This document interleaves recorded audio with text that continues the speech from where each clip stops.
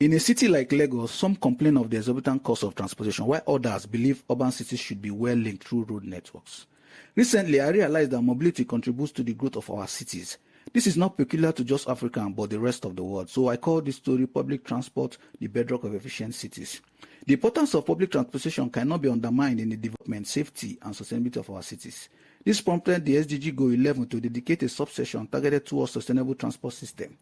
The target of SDG Goal 11.2 is to have a transport system that is safe, affordable, accessible, and sustainable for all, improving road safety, notably by expanding public transport with special attention to those in vulnerable situations, children, women, older persons, and persons with disabilities by 2030.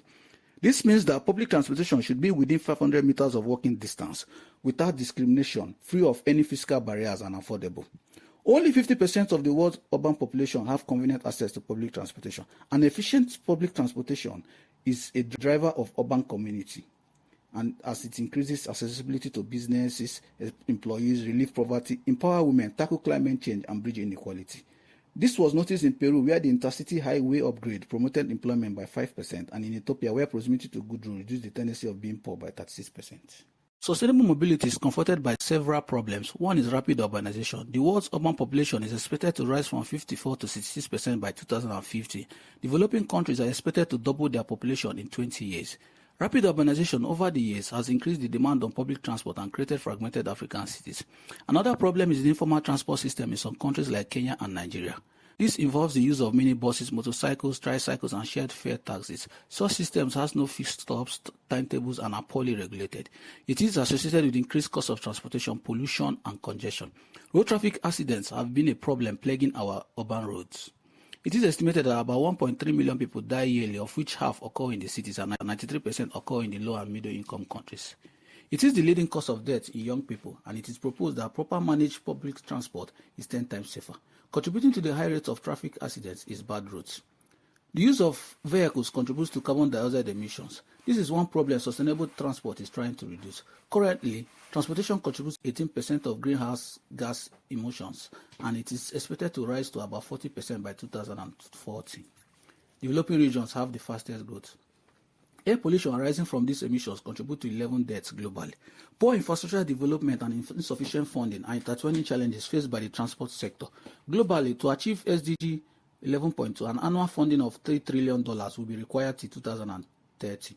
Comparing African cities to the rest of the world, roads occupy fewer urban lands.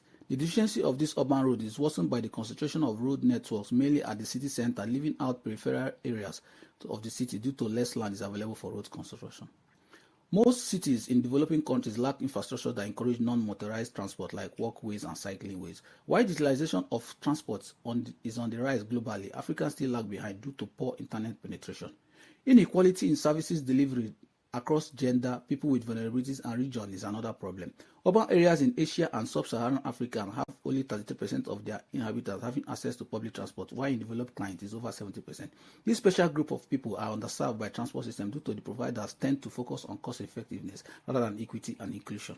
Public transportation, like every other sector, has been impacted by the COVID pandemic. During the pandemic, many transport workers faced increased risks of the disease and death.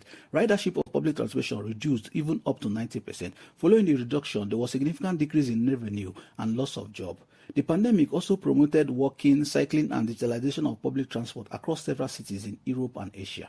There was quick decline in greenhouse gas emissions, and with the list recorded in April 2020.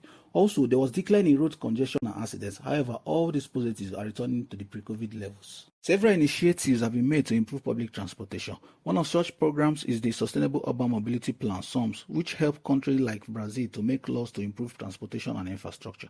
In Nigeria, the government of Lagos introduced the bus rapid transport, which is affected by high running costs, though it still manages to serve the people. Another initiative is the Solution Plus project, which has some success in integrating electric transport systems in countries like Nepal and Kenya. In Nigeria, Green Light Initiative is creating awareness for more public transportation, but their appeal is getting more resistance as government is reluctant to implement the necessary steps. In conclusion, transportation is a vital tool for development and should be prioritized. A good transport system should be safe, accessible, affordable, inclusive, and sustainable.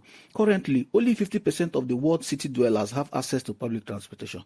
Although progresses have been made, poor infrastructure, informal transportation, inequality, and traffic accidents still affect public transportation.